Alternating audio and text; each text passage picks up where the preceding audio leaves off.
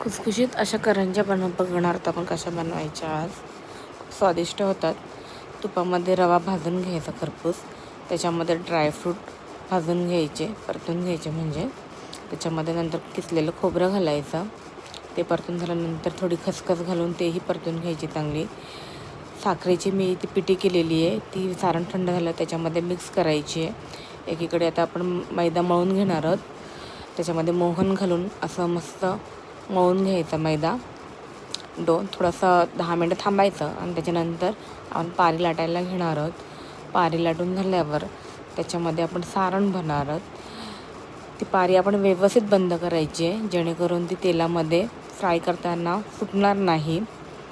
अशा प्रकारे मी एक सगळ्या अशा करंज्या बनवून घेतलेल्या आहेत आणि त्या आता मी फ्राय करणार आहे.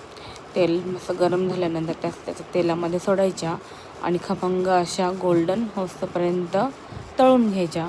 अशा प्रकारे आपल्या रेडी आहेत करंज्या. एकदा नक्कीच घरी ट्राय करून बघा, खूप छान झालेल्या मस्त. तुम्हाला आवडले असेल तर नक्कीच लाईक, शेअर आणि सबस्क्राईब करा माझ्या चॅनेलला. थँक्यू.